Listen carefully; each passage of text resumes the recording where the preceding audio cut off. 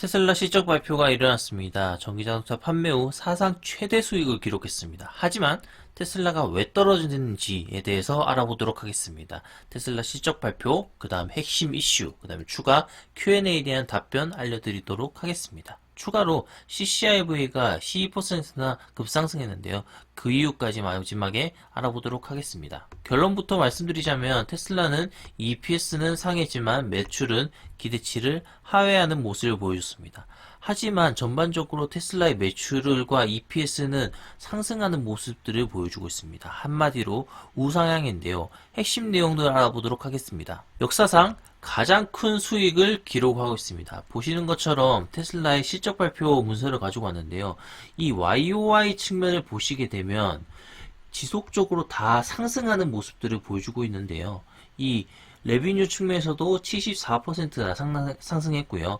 EPS 측면에서도 304%나 상승했습니다. 그러면 이 지금 표가 조금 어려워 보이실 수 있을 것 같습니다. 핵심만 정리해 보도록 하겠습니다. 핵심 9 배드 포인트 정리해 보도록 하겠습니다. 매출은 YOY로 74%를 증가했고요. EPS도 304%나 증가하는 모습을 보여줬습니다. 기록적인 차량 배송은 저희가 익히 알고 있는 소식이고요. 그리고 비트코인으로 인해서 일부 매도를 했지만 1억 1천만 불의 수익을 거뒀다고 합니다. 여기서 배드 포인트는 탄소 크레딧에 의존하고 있다라는 모습을 보이고 있습니다. 5억 1200만 달러의 크레딧을 판매를 했고 이는 크레딧 없이는 손실을 입었을 것이라는 것을 의미하게 됩니다. 이 여러가지 좋은 모습을 보여줬지만 탄소 크레딧에 대한 수익이 뒷받쳐주지 못했을 때는 손실을 입었을 것이라고 예상이 되는 거죠. 이는 조금 부정적으로 보이는데요. 그리고 추가로 Q&A 세션에서 나왔던 이야기에 대해서 알아보겠습니다. 반도체, FSD, 세미트럭 관련된 부분에 있어서 저희가 정말 궁금했던 요소들인데요. 반도체 칩 부족 측면에서는 새로운 공급업체가 만든 새로운 칩을 위한 펌웨어를 개발함으로써 칩 공급 문제를 해결할 수 있었다라고 이야기하고요. 세미트럭 같은 경우에는 2021년에 배송을 시작할 것이라고 이야기했습니다. 하지만 FSD와 사이버 트럭에 대한 이야기들은 찾아볼 수가 없었습니다. 그래서 FSD가 5월, 6월 내에 이제 구독 서비스를 시작하고 사이버 트럭도 연내 이제 텍사스 공장이 설립이 되면 빨리 나오지 않을까에 대해서 여러분들이 기대하셨을 수도 있는데요. 이것에 대한 언급은 따로 없었습니다. 그래서 종합을 해보면은 매출은 하회하고 EPS는 상승했으나 탄소 크레딧에 다소 의존한다는 뷰가 조금 부정적으로 영향을 미친 것 같고요. 다만 반도체 칩 부족을 해결하고 있고 세미트럭도 2021년도에 배송을 시작한다고 했을 때는 새로운 모멘텀을 기대할 수 있을 것 같습니다. 더 나아가서요.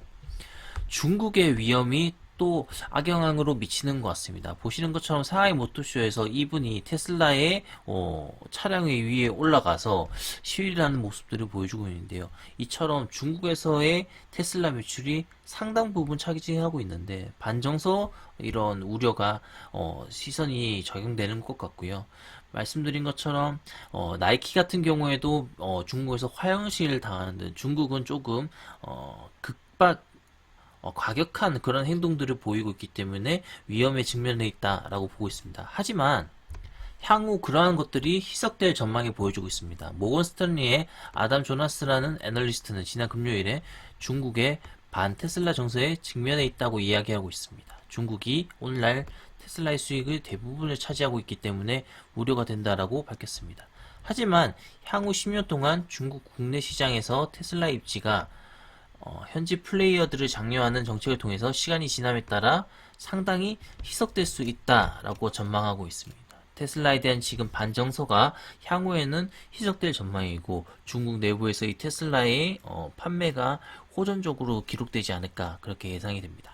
테슬라는 사상 최대 수익을 기록하고 EPS를 상회하는 모습을 보여줬고요. 우리가 우려했던 반도체 칩 부족에 대한 문제들까지 해결되었는데 지금 주가가 조금 빠지는 이유는 중국 반정서에 대한 우려, 그리고 규제 크레딧에 대한 의존, 그리고 FSD에 대한 구체적인 코멘트가 없어서 실망하는 부분들이 있는 것 같습니다. 마지막으로 오랜만에 루시드 모터스에 대한 소식을 가지고 왔습니다. 오늘 핵심은 애플에 대한 협업 소식이 돌고 있다는 건데요. 그래서 오늘 거의 10% 이상 주가가 10% 이상 급등하는 모습을 보여줬습니다. 애플용 EV를 만들 수 있다는 소문이 인터넷을 통해서 퍼지고 있기 때문인데요. 보시는 것처럼 이 루시드 모터스와 애플이 새로운 차원의 초고속 전기 자동차를 만들기 위해 협력하고 있다라는 것들이 계속적으로 불거지고 있습니다. 이러한 것들은 두 가지에 비롯되는데요. 하나는 애플이 루시드 모터스에 대한 이야기가 나오는 것은 루시드가 이러한 질문에 대해서 논평을 거부했습니다. 노코멘트는 일반적으로 yes를 의미하기 때문에 이러한 것들이 계속적으로 증폭되고 있고요. 두 번째는 여러 번 제가 언급드린 것처럼 애플의 수석 디자인은 조니 아이브가 루시드의 이사회에 있고 여러 애플 출신의 그리고 테슬라 출신의 이러한 부분들이 루시드에 있기 때문에 애플과 루시드의 협업에 대한 이야기들이 계속적으로 불거지면서 오늘 12% 이상 급등하는 모습을 보여줬습니다.